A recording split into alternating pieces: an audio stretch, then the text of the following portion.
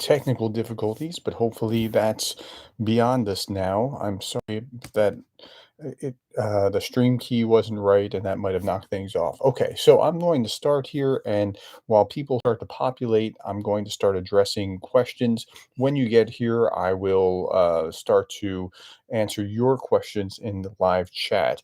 So here we go. The first question was board member Alex Kilmov. What would be the consequence of freezing borders at where Putin managed to grab Ukraine cities and villages to achieve peace? What will happen with Ukrainians in these cities? What guarantees peace in this scenario? And what was tried before? Will peace on these conditions destroy world order and encourage every dictator to attack everyone who doesn't have nuclear weapons? And yes, that's exactly what would happen, is that if Putin is allowed to have seized these cities. Good morning, folks. Welcome to the live stream. If Putin is able to hold on to what he has grabbed, what's to prevent other nations from just doing a cost benefit analysis and saying, well, you know what, it cost them X number of soldiers to grab this amount of land. Let's, we can sacrifice X number of thousand soldiers' lives. Let's grab this. And what's the world going to do about it? I think that's the reality. um, Peace under these conditions only kicks the can down the road, in my estimation. It doesn't actually.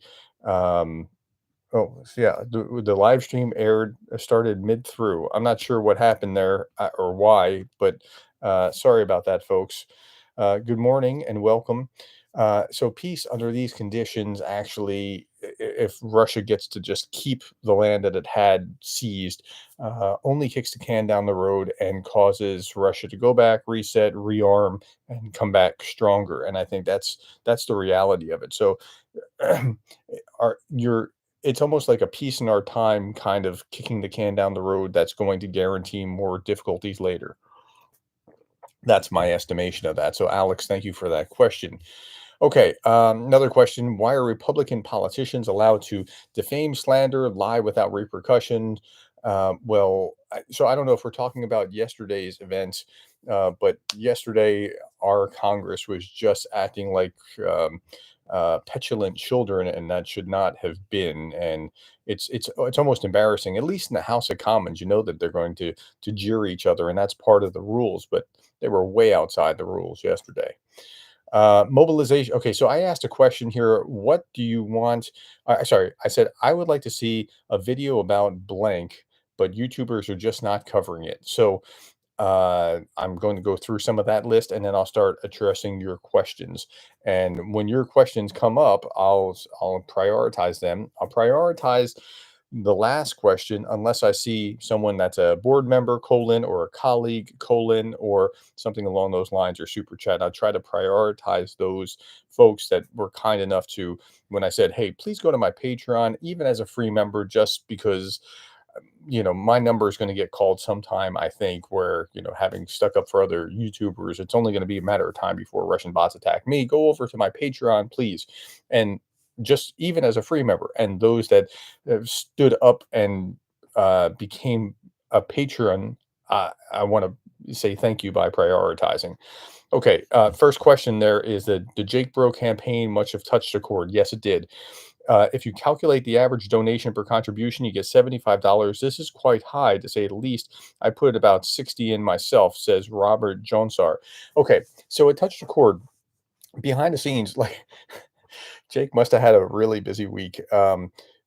Behind the scenes, I know I was talking to him quite a bit, saying, "Hey, look, I mean, you're at this. What about that? Are you going to go to this? Or are you going to try that? Or you're going to go for a million? Or what do you?" Those kind of things.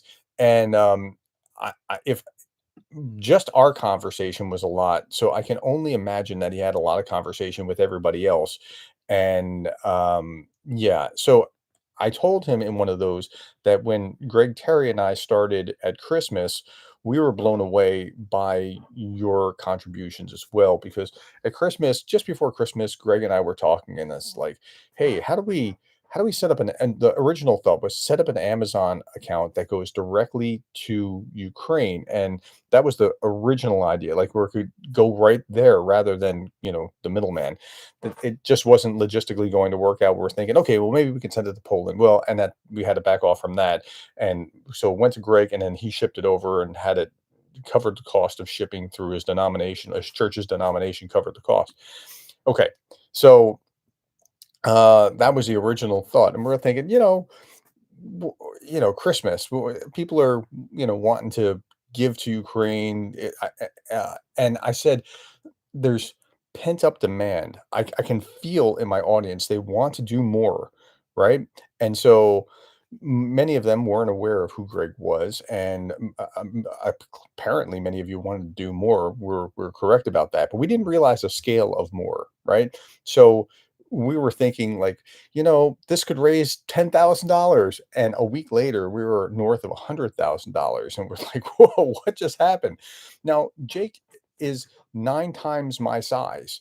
So you take that same kind of thing and extrapolate that, and you see $1 million.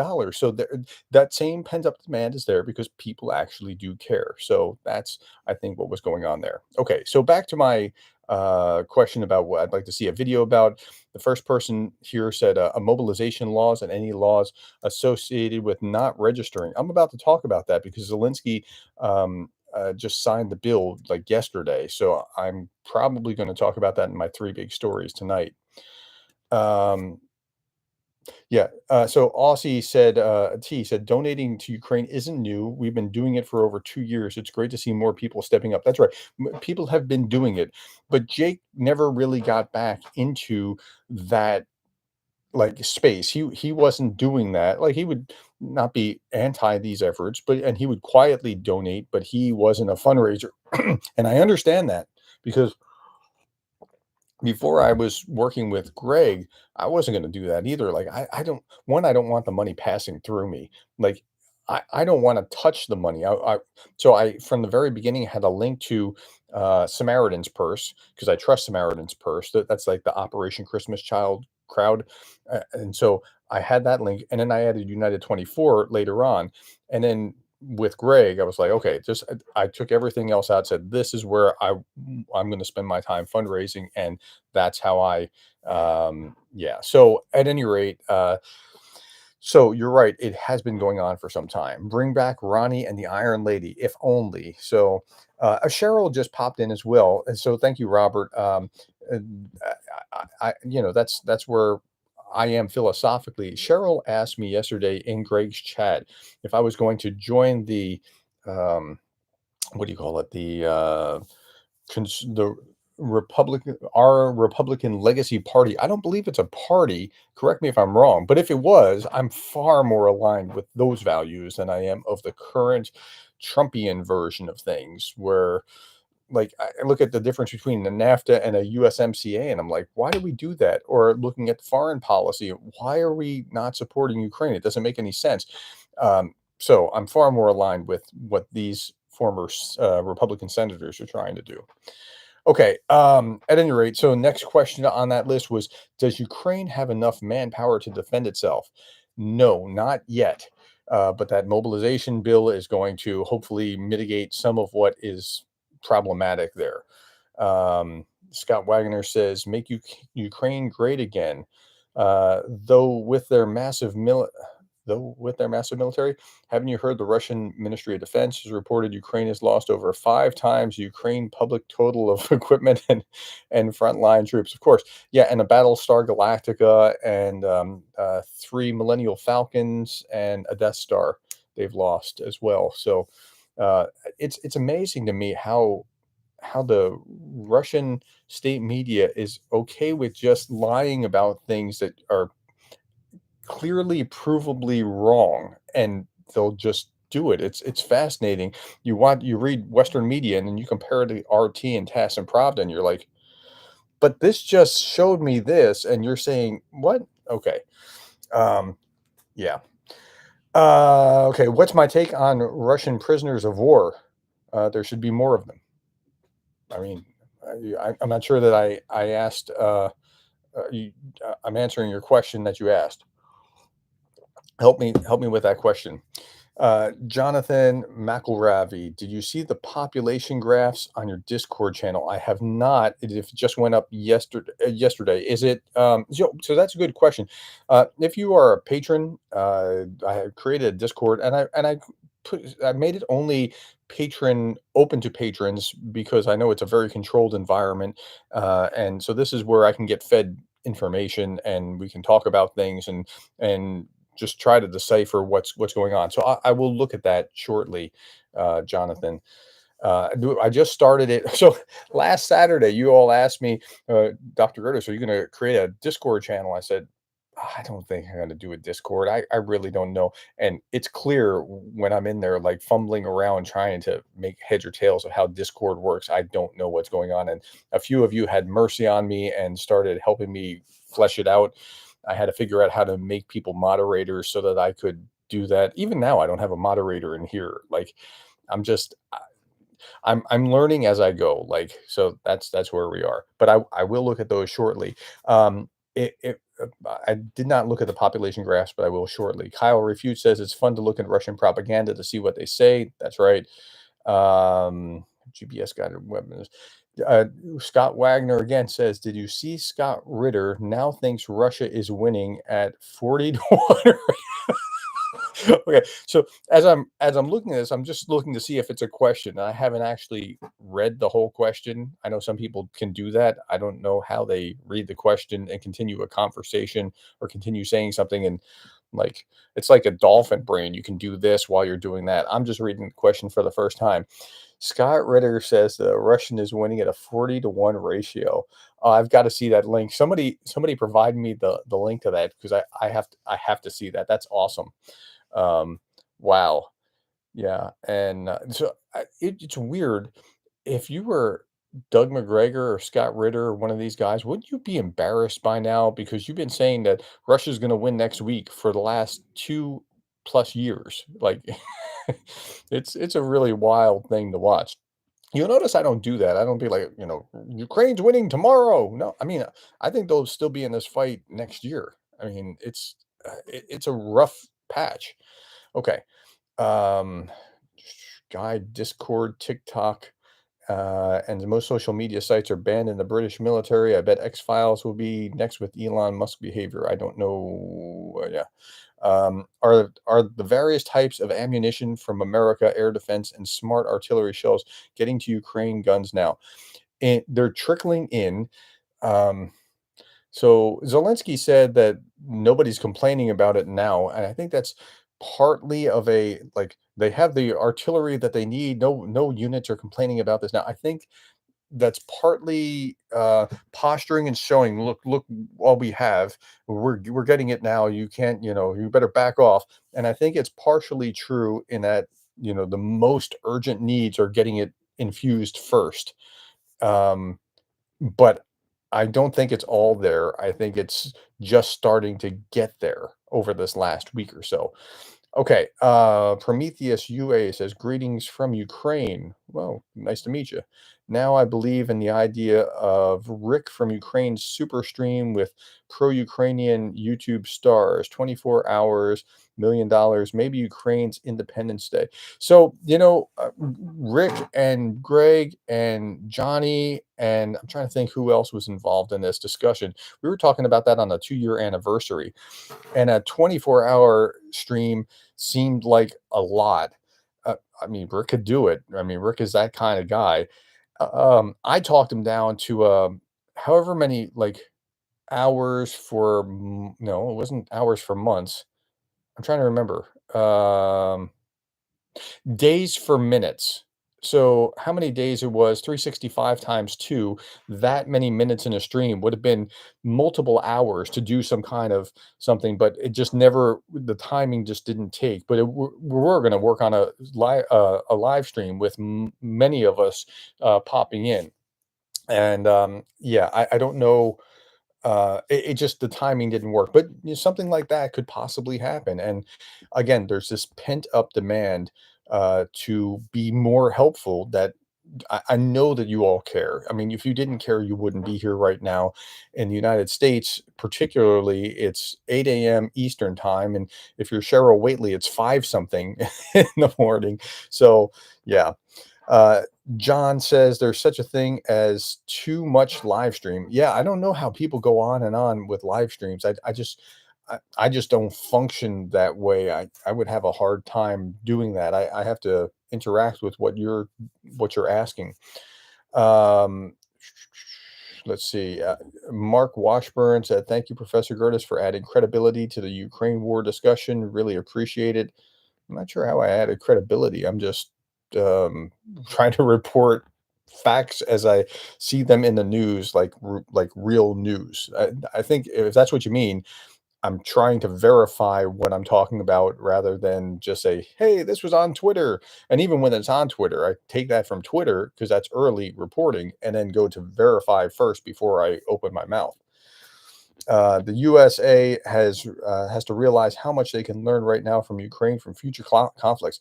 Philip, you're right, man. I mean, the warfare has changed so radically. Like, think about World War I. It was trench warfare. They still have some of that, but tanks. Whoa, how do you fight it with a tank? How do you fight against that? And tanks were dominant in World War II, and some air power, right? And now tanks get blown up by little drones. Airplanes get shot down by rockets. It's a whole different world, right? You can't convoy in order to mass strength. You have to like hide from little hundred some odd few $100 drones that can destroy you. Okay.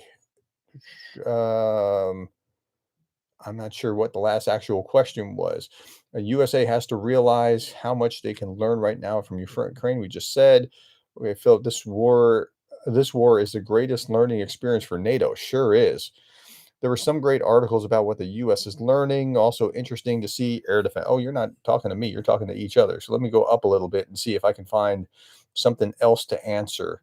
Uh, Whoa. Okay. Scott Wagner said last night I got in an actual debate with Scott Ritter on his program. How do you do that? That's cool.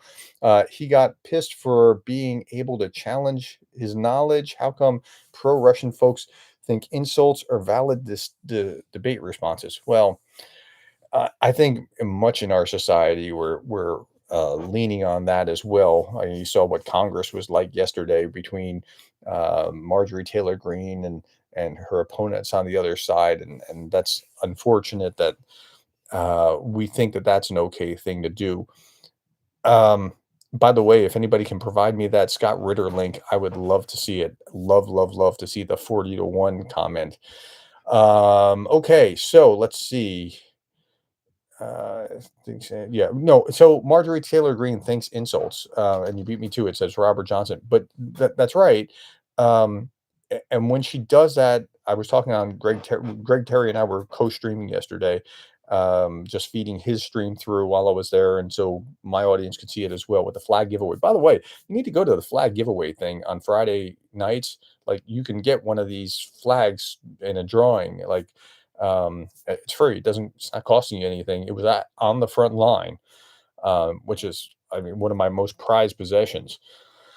Um, what was I talking about with the so Marjorie Taylor Greene, AOC going back and forth, and I was talking about how this is a feature, not a bug, with Marjorie Taylor Greene. It really is. She's making herself the story. She's becoming more prominent. In her mind, her supporters love her more for this, and so it's not an accident that she's doing this. Same thing with Trump. The more outrageous he says whatever he says, um, the more his supporters like, yeah, you take it to him. So I talked about this in the video, and I recorded something that I shared with my students in class from a critical sociology article, where it was the marriage of charisma and populism together, and it's a bad brew, right? And this is how we got what we have with Trump, and it's people follow Trump less for the policy and more for the personality, which is why I have hope that the MAGA form of republicanism will fade away post Trump. Anyway, Uh, MAGA has a WWE mentality and appeal. There is something very WWE like about it. That's right. Um, Trade Marjorie Taylor Greene to the Dems for a blue dog. Wayne's World of Science. Got to run. Well, it's nice seeing you. Um, Cheryl said, "What would it take for NATO alliance countries to ramp up a war footing like Russia? Seems like Ukraine is bearing an unfair brunt of the war. They really are, and we just don't have." That's a great question.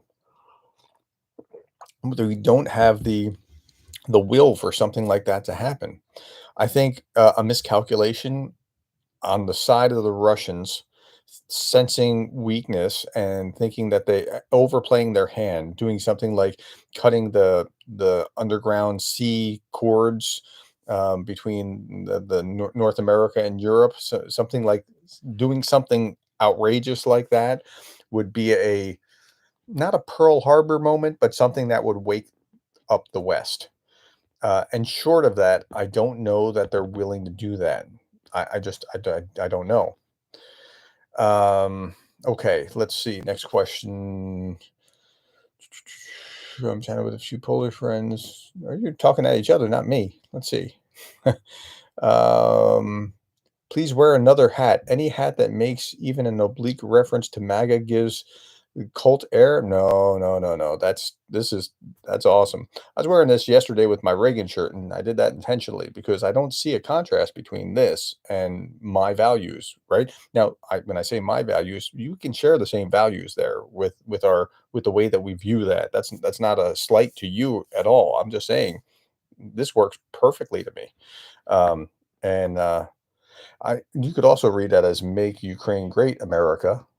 Huh? How you like that? Okay, but I just find it so awesome that Marjorie Taylor Greene has spawned this counter movement, just accidentally trying to slap at the speaker for having supported the Ukraine bill.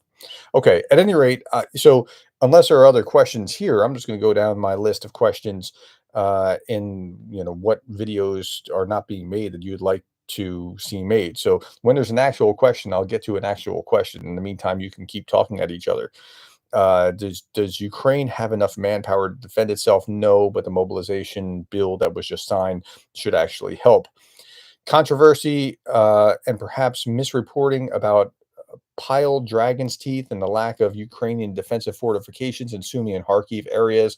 On a live stream with Greg Terry, Zhenya showed images of how civilian workers were attacked and killed by Russia while attempting to construct fortifications close to the border. Okay, so there's a few things that are happening simultaneously that are all true.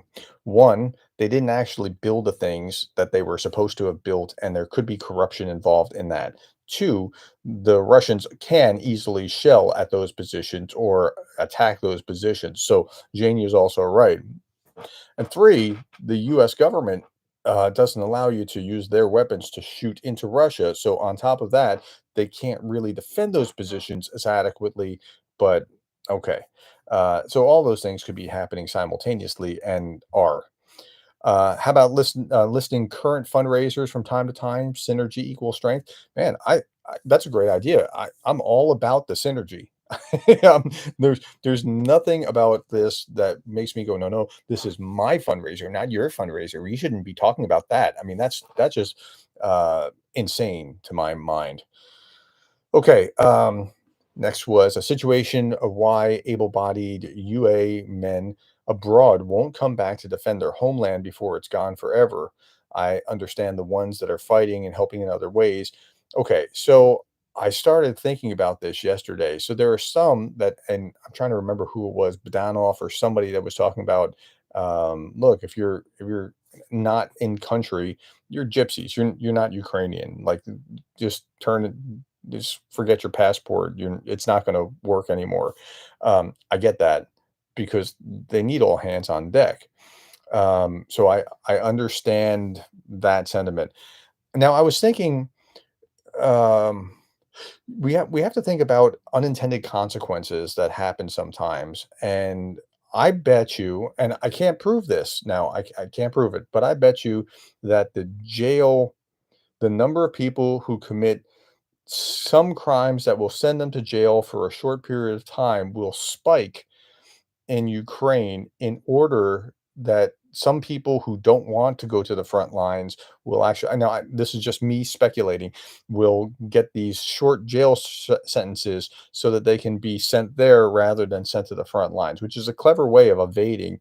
And I bet you that some scholar 20 years from now is going to look back and do the research and do the statistical analysis and see that there was a little bit of a spike for some people that were trying to get away from that. People have been, some people have drowned trying to swim across a river into what, Romania or whatever on the border. And yeah, so at any rate. Okay, so it looks like some other questions. So this was directed at me. I advise you to follow, this is Prometheus UA, advise you to follow the work of ostenters who monitored the armored vehicles of the Russian Federation. Their findings may surprise you in a good way. I'm not familiar with uh, OSI. Okay, yeah, yeah. There's uh, uh, yeah, a few channels that talk about this open uh, information about these kind of things. But if you have specifics, I'd like to see what you're talking about. Um, let's see. Looking at Russian claims. Oops, hold on, Sir TDS. I'll get you in a second. Looking at Russian claims on Bandera, the criticism and timelines seem to match up surprisingly to Stalin. Why don't Russians seem to care that their World War II hero has the same flaws? They don't, and it's really remarkable. And you're not really supposed to talk about those same flaws. And shame on you for bringing that up. And you should be put in a gulag. That's kinda how they treat it. And I'm not saying that you should be put in a gulag. I'm saying that's okay. Any plans to expose Congresswoman Victoria Spartz? I think she fits your bill as a Manchurian candidate. Yeah, I don't understand Spartz. Yeah, I don't know enough about her, but I was surprised how she voted, and it was very shocking to me, but I don't know enough to speak intelligently to that. So, the population graph says John Miguel Mc El Ravi. Still slaughtering it. Uh, McElravy. The population graphs on Discord show the exodus of military-age people from Ukraine, and that's right. And that has been happening. I haven't seen the charts, but yet, but I that's correct.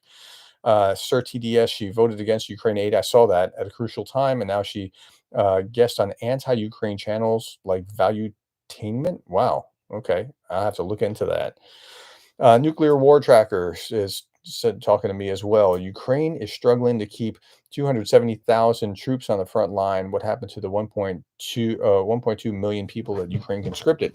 Okay, well, a portion of them are no longer with us, unfortunately, and that's very sad. A portion of those are wounded, and a large chunk of that are in the backside supporting, because you need a large contingent of support personnel in order to actually support the front line. You can't just, it's not like all of them rush to the front. So I'm not sure what the actual numbers are, but that makes sense to me. Um, Professor, my nose is red. I don't know. It's probably just bad lighting here. I just have lighting different here. Maybe does that help? Does that make my nose less red? Okay. Rudolph the Red-Nosed Reindeer. Okay, Guy says, Professor Gerdes, could Shoigu have underreported the levels of losses, and on top of his corruption, mean that they have a lot less equipment than they think? Collapse will be quick if that's the case. I'm sure that he did not report everything accurately, but I wouldn't look for a collapse right around the corner. And the new guy is going to be quietly and efficiently trying to work out whatever has gone on for so long. I find the new guy's appointment to be quite a threat, and I don't know how well he'll do in rooting out corruption, but he'll be trying to do some of that. And now I'm also looking to this. What's happening with Surovikin? He's back in. if he's not back in Russia, he's on his way back to Russia, from what I understand, and he's actually competent. And so he was put out to pasture when the Prigozhin thing happened, because he knew kind of what was going on. Prigozhin was contacting him or something, and he was trying to talk him out of it. And he was sent to Africa, and now he's back in. If he rotates back in, that'll be a bad sign as well. Um, Cheryl Waitley said up here that Ukrainians seem to share our trait of being self-critical of our own government.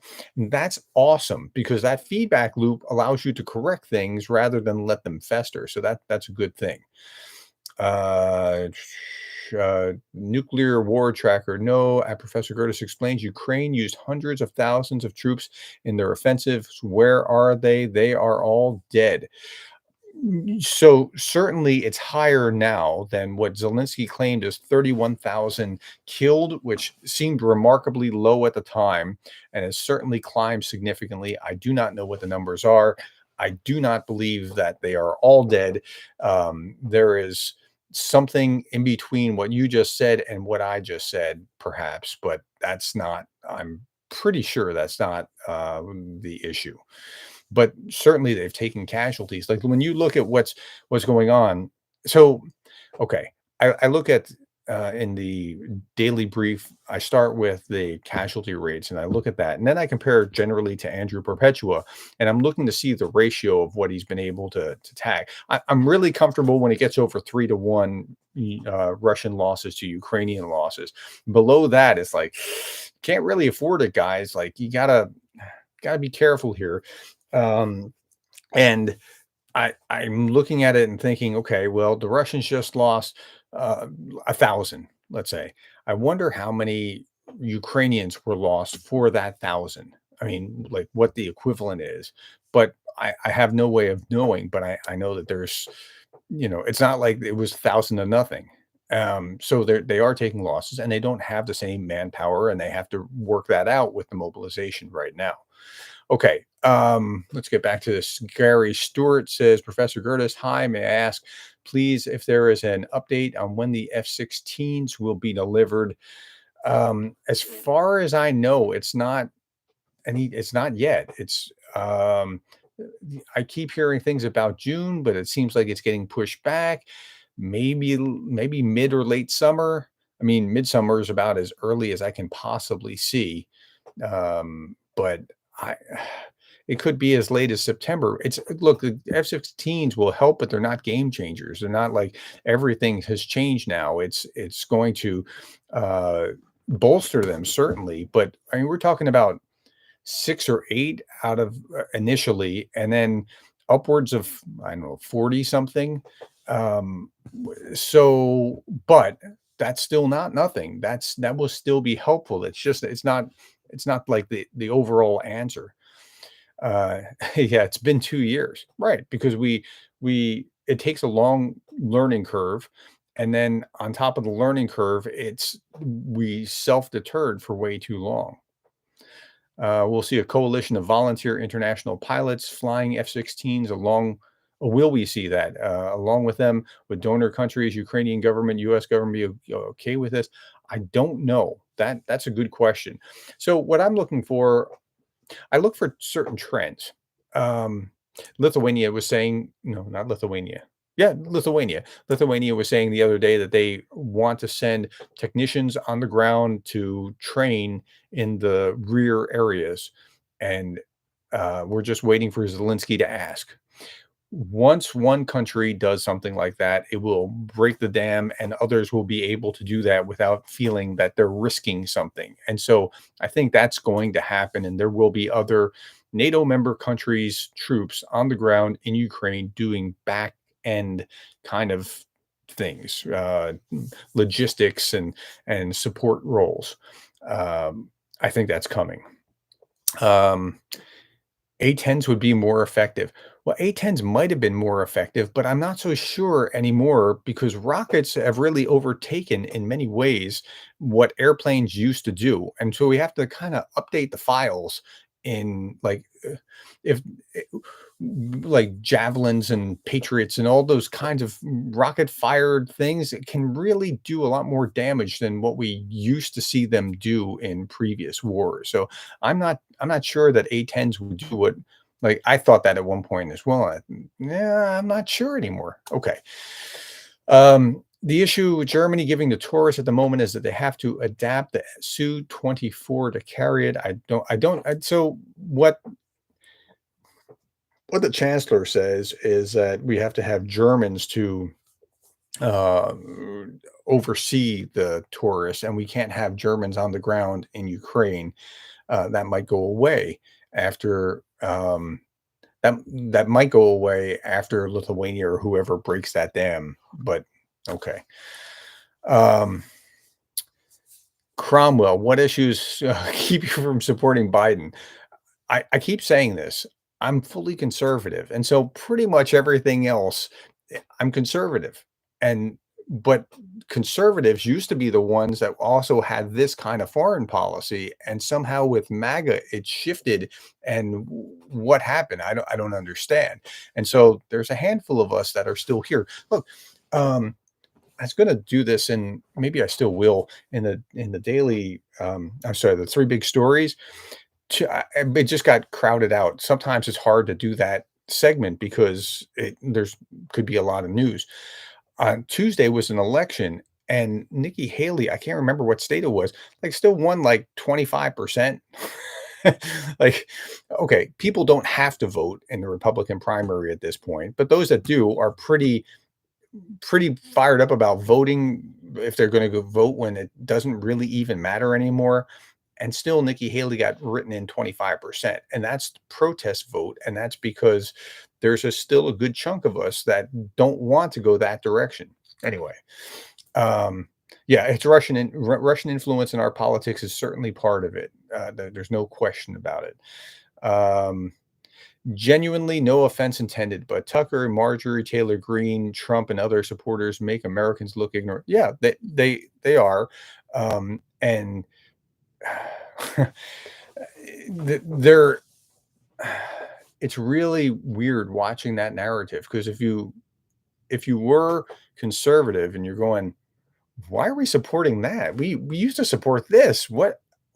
What's going on here? It's a really bizarre thing to watch. Okay. Let's see. Alabama Cajun. Does Putin even have royal? What are we talking about? Royal blood? Can Germany train on Ukrainian team to do? Yeah, that's a good question. Why can't Germany train a Ukrainian team to do the job that Germany doesn't want to send technicians to do?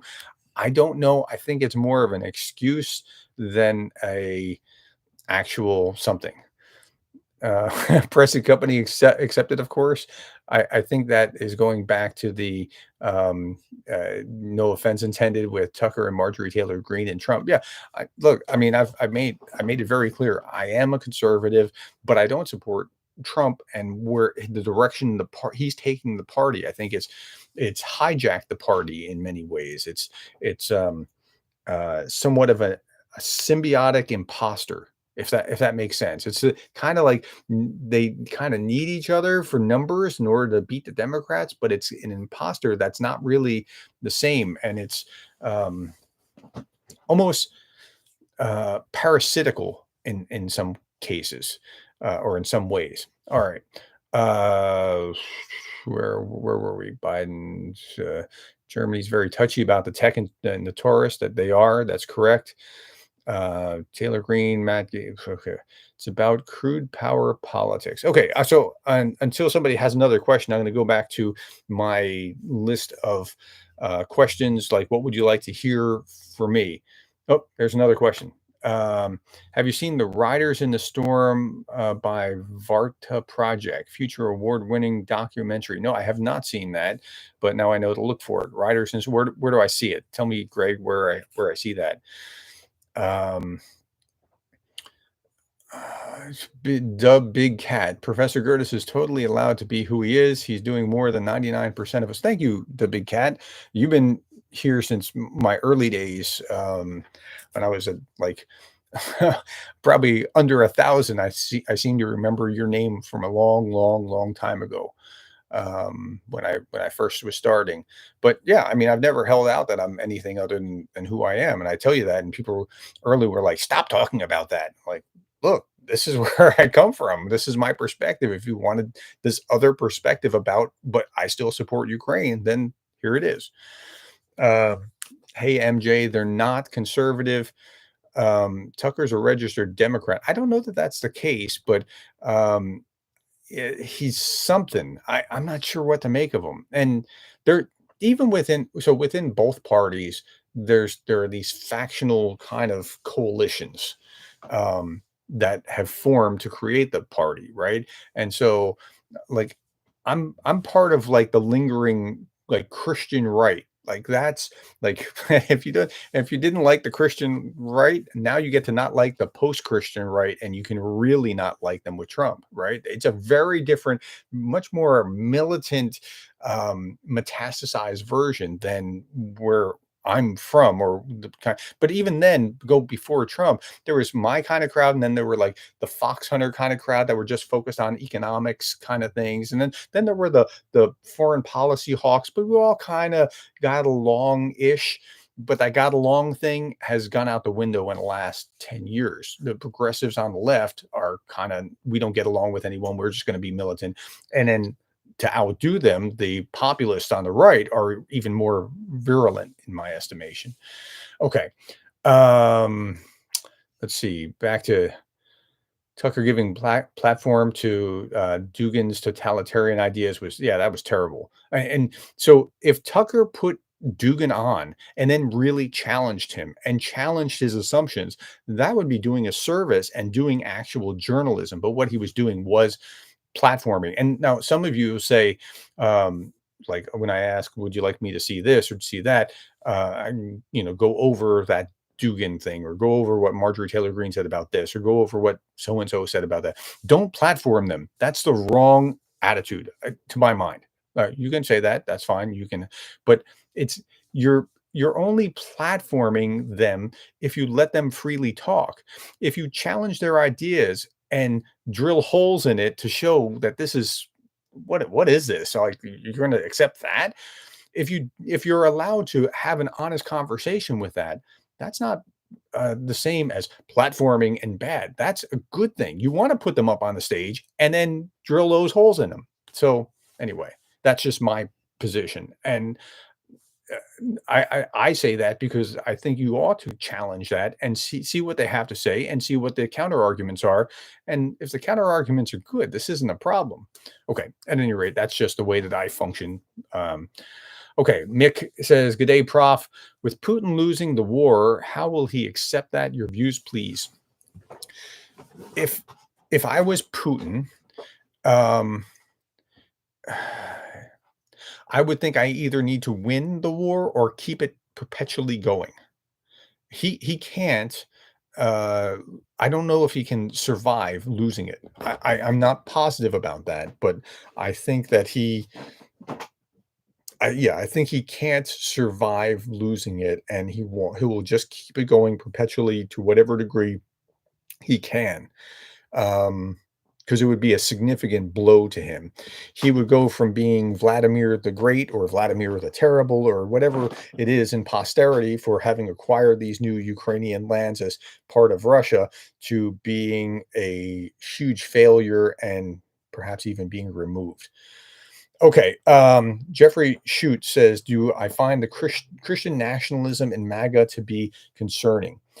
Yes, and it's different. Like I said, I'm part of the Christian right, but this is a different thing. The Christian nationalism movement is um, just like Trump is to the former Republican Party. It's like uh, a different malignant growth. eh, Christian right was thinking of, like, hey, let's try to be more biblical in the way that we approach things. Let's try to think about how the thou shalt nots and absolutes, the love your neighbor, that those kind of things all fit in society. And nationalism has a much more I want to say militaristic, but that's not the right word. A different tone to it, a different like I'm not sure exactly what it is, but it is a little different. To some degree, there's nothing to see here. There's always been this kind of thing, and then to another degree, it's a mutation of what came before, and it's not the same thing. I didn't explain that very well, and I apologize for that. But yeah, I see some people, and I see some people that I formerly had a great deal of respect for jumping on this bandwagon, and it's like, I know you want to win an election, but we have to think long-term health of your values as opposed to short-term win for them. And I'm not sure how compatible that is.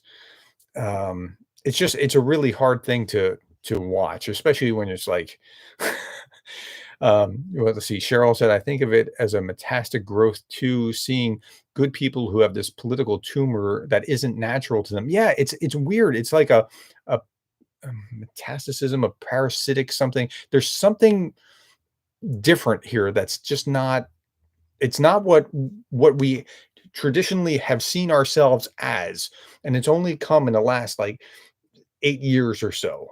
It's a really interesting thing to watch. You know, Putin's favorite philosopher is even Ilyan. Yeah, so I've read Tim Snyder's book, The Ideology of Russian Fascism. Putin is quoted in many times. You research a bit and cover this. Just read Snyder's book. He can do a far better job than I can. I wasn't aware of that philosopher before that book, so I'm not going to try to compete with that. I'll stay in my lane.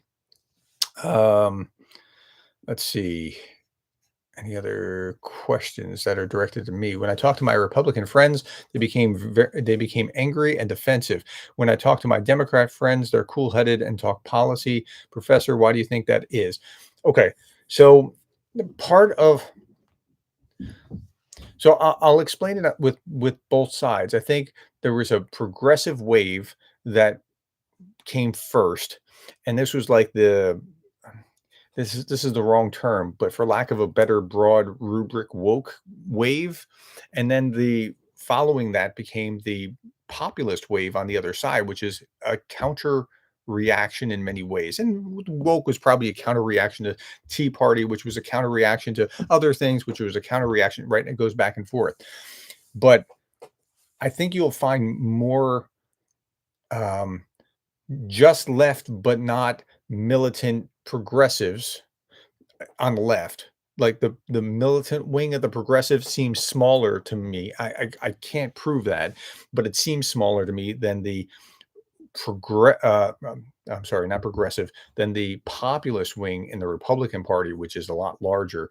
And I think that's what you're seeing because those cool-headed liberals that are just happy to just talk policy, those are the people I can get along with. They think I'm wrong. I think they're wrong. We can have an argument. We can sit down over a cup of coffee and talk about it and still like each other. And that's okay. Like we but the militant wing of the populists uh, sitting down over a cup of coffee and talking about it. How can you possibly talk to those people?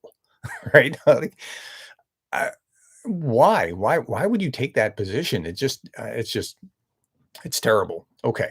Um, let's see. Nuclear war tracker. My conservative friends are okay until I mention woke or anything marked as bad in their manifesto. Yeah, they're reacting to woke and they're it's very much a reaction rather than a vision of what should be. And that's unfortunate. Okay, back to that list of questions that I had until somebody else pops up and talks to me and says, at Professor Gerdes, talk about whatever. Why is Brazil, the fifth largest nation in the world, still supporting Russia? It's because, is it because big economic ties with China? Yeah, that's part of it. They're part of the BRICS: Brazil, Russia, India, China. Is it just because of Russian Urals fertilizer makes up 70% of Brazil's fertilizer supply, discount oil? Well, yeah, and they're absorbing oil left, right, and center at a cheap rate from Russia, and they're loving it. So they're already philosophically inclined to be leaning toward Russia, and then they're getting these economic benefits, and they kind of have a poke North America and Europe in the eye kind of going on. They have some of that sense as well. So yeah.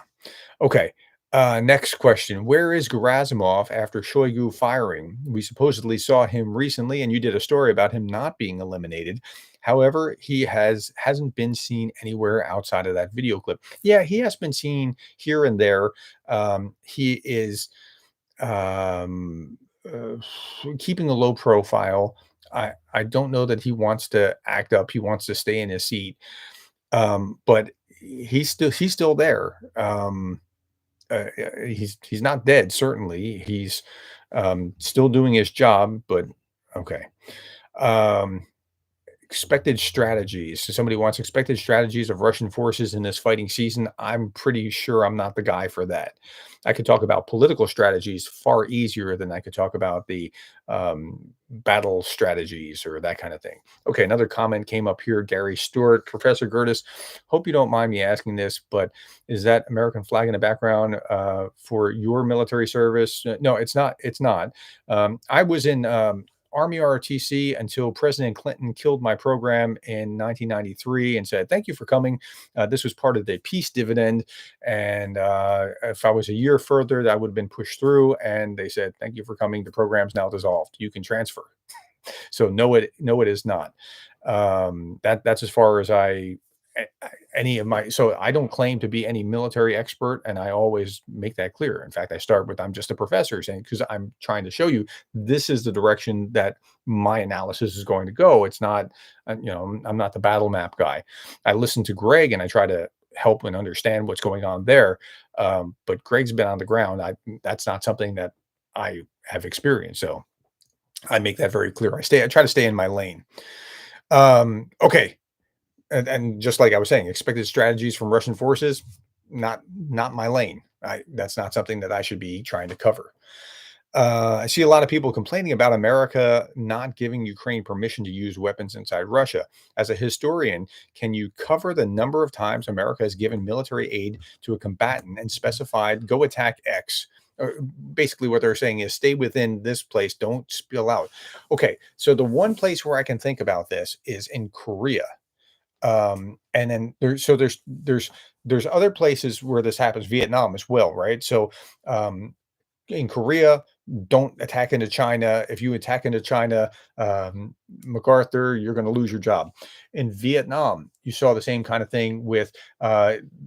So when I was in high school, and this was very formative to me, I had a teacher. I was in Army JROTC in high school before I was in college ROTC, and Colonel Toohey, my senior Army officer or senior, yeah, he was the senior teacher over that, right? And he was special forces in the Ho Chi Minh Trail, and periodically some stories would leak out as he was doing whatever he was teaching, and they were on the Ho Chi Minh Trail, and like if the Vietnamese, they could go through Cambodia and then attack in the south, but you couldn't chase them back into Cambodia. So you'd have to be very careful. And that's the same kind of thing that's happening now. So there is a history of that kind of thing going on. Okay, what happens to all the Russian troops that are captured or surrendered to Ukraine? They're held, they're treated according with the law, and then they um, are, I mean, just treated fairly. And then after that, they are returned and they are traded back for Ukrainian soldiers, and they're not beaten like what the Russians do. Another question. I want UA creators talking about the steps smart countries take toward teaching the tools to identify and disregard content from hostile actors, and how in the future this will become increasingly important, vital even, to our preservation of democracy. So I saw something really interesting the other day. Someone posted, it was a woman who posted a man, I can't remember what his name was, but he was saying, like, look, this was on Twitter. Um, I remember when I was in my marketing classes or whatever, PR classes, that there was this like dark PR, and we could spreading the fish or something. I was about to do a video about this because it was really good stuff, but it was like this combat PR or something along these lines, and it was like the dark ways that they use. If you have any insight into what I should read in order to see what the Russian methods are of doing this kind of thing, I would love to see that and read, absorb, see what those kind of things are. Just I'm going to put out, I think, a video about this because it was really interesting. Uh, because, like, so for example, the bigger the lie, the more crazy the lie, the more it's like, come on, they wouldn't have said that. It's so improbable that they would say that, that this must be true. And people start doing it. Or if they tar you with something, even if if it's not true, they tar you with it, but now that's all we're talking about, that kind of thing. Goose Springsteen just popped up and said, "Sorry I'm late. Do I worry about the potential for a Trump victory? To me, the greatest threat," oh, it just popped off here. "The greatest threat is the withdrawal of US support before Europe can scale." That is a great threat. It's a legitimate threat. Now, it is possible. Everybody knows it's possible. And yet, I don't see Europe scaling. Like, uh, Europe has a has had for a year now, like, this is a possibility, or at least 6 months. Let's say 6 months.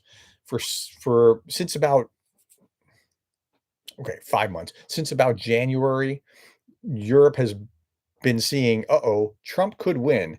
And if Trump wins, there's no guarantee that this is going to continue. In fact, it looks like he might pull the plug on it. I don't know that he will, but he might.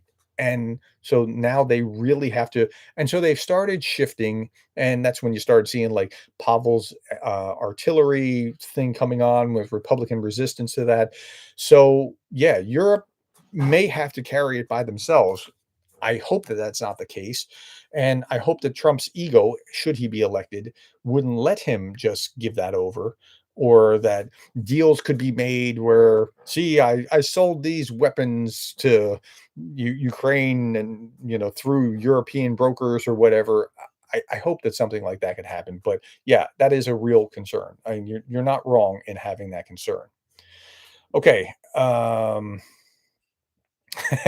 have have I ever Okay, have I ever been invited as a guest on a conservative radio to explain importance of supporting Ukraine? Many of them have joined the isolationist bandwagon. So early on, after actually in the first few weeks, I wrote that book about Zelensky, just trying to understand who he was with the, I need ammunition, not a ride, and then I kept that updating it for about 4 months, and then I shifted gears into doing what I'm doing now. And so there was a conservative um, podcast that invited me on to talk about Zelensky. And so I was talking about him in glowing terms, like he's doing these things right. Like, I'm looking at him through the lens of leadership, right? And he's doing, like, he got a lot of things right early on, sent the right signals. There was no like vacillation of, oh, maybe I should go, maybe I shouldn't go. No, no, we need your help. He didn't run away, all these kind of things. And then, like, they're like, "Wait a minute, he's supposed to be the bad guy. Like, what? They're Why are you talking about him like like it's good?" And so it was pretty frustrating to see them, like, they just had this attitude already right in the beginning. And but this was a largely MAGA crowd, and that's when I was starting to see, like, wow, this is a big difference between where they should be. So whatever. Um, Robert Johnson said, "It's 1 a.m. here, so I'm off to bed. Keep the noise down, please. Thank you for your efforts." Yeah, we'll try to we'll talk more quietly at this point. Okay. Uh, yeah, let's see. Mike Chilton says, "Hi, Professor. I believe in the beginning of the recent invasion of Ukraine was the trucker convoy. Have you looked into the astroturf fed trucker convoys? Do you believe it's possible?" Or if we're talking about a Poland, it's I don't know enough about it, but as I understood, that was somehow related to, um, or influenced by the most pro-Russian leaning groups, parties, whatever that were out there. Let's see. Vince McMahon was a longtime and influential friend of Trump. Yeah, that's an interesting thought. So somebody earlier said about, excuse me, somebody earlier was talking about wow, excuse me, again. Somebody early somebody earlier was talking about the WWE and mentioned that's kind of what MAGA is like. And this person said that Ed L said that Vince McMahon of the WWE was a longtime friend, influential friend of Trump. That friendship included a lesson on salesmanship needed to sell the show. Add to that lessons from Roy Cohn. And I think that there's something very fair about that. Uh, Trump as a businessman, if so, I'm a business professor. I'm a management professor. Actually, my degree is in organizational leadership, and that's usually housed in business schools, even though it's interdisciplinary. But when I look at Trump through his strengths in business, his strength is really he likes to position himself as a deal maker, but his strength is marketing himself as a deal maker. And his marketing is far more prominent than any other of his business abilities. And yeah, you see that, and those two go together very nicely with that. Okay.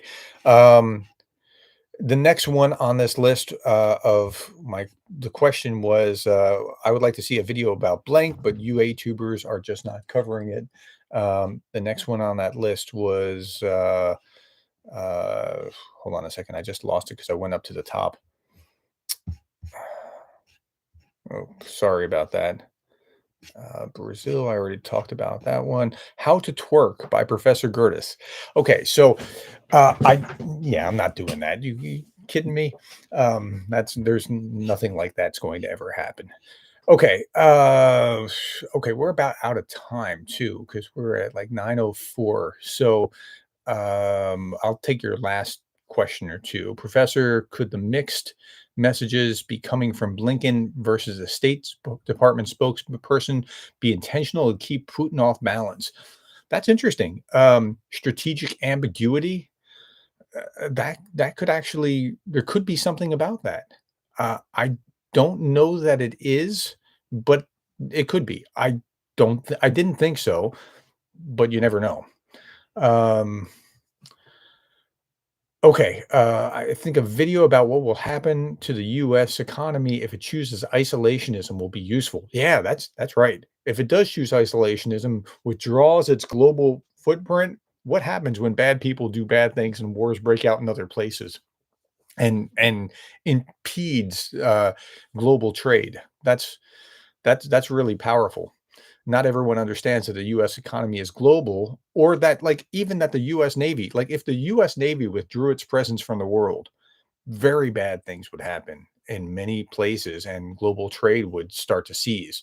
So that's a great insight. We'll end on that. Thank you for your time, guys. I really appreciate it. Thank you for uh, hitting the like button as many of you have. Thank you for all the comments and being the kind of people that care. I really do appreciate that. All right, I will talk to you later. My daily brief will come out very shortly, and I'll see you later. Bye bye.